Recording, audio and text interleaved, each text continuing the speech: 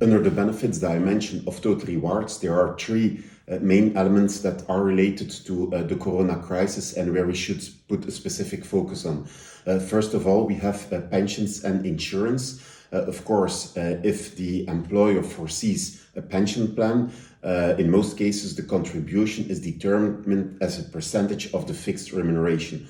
Of course, if a pay cut is taken and in case of temporary unemployment, the basis for the calculation will be lower, but it is at the choice of the employer to say, okay, let's determine the contribution as if the situation was normal, so not taking into account a pay cut, but that's a decision to be taken.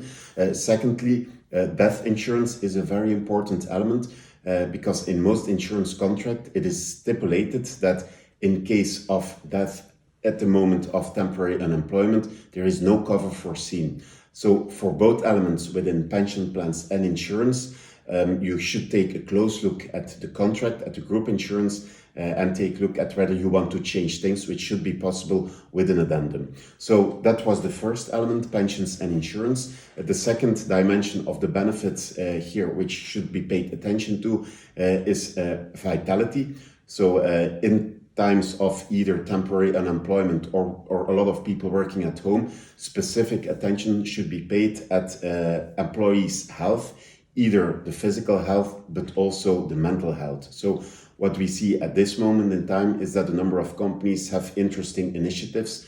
For example, Royal Haskoning VHV in the Netherlands, they have a virtual mindfulness program. Other companies have virtual fitness, virtual yoga programs, and so on. Another interesting practice is to have some tips and tricks on the website of the company, on the intranet site, where employees either can take a look at recommendations, but also where they could exchange ideas, opinions, tips, and so on and so forth. There is still one third dimension within the benefits which can be related to Corona, which is, let's call it corporate social responsibility. And what you see is that a number of companies foresee in the possibility to, let's call it, lend employees to other organizations. For example, in this field, McDonald's, as their hamburger restaurants have closed, they put employees at the disposal of retailers.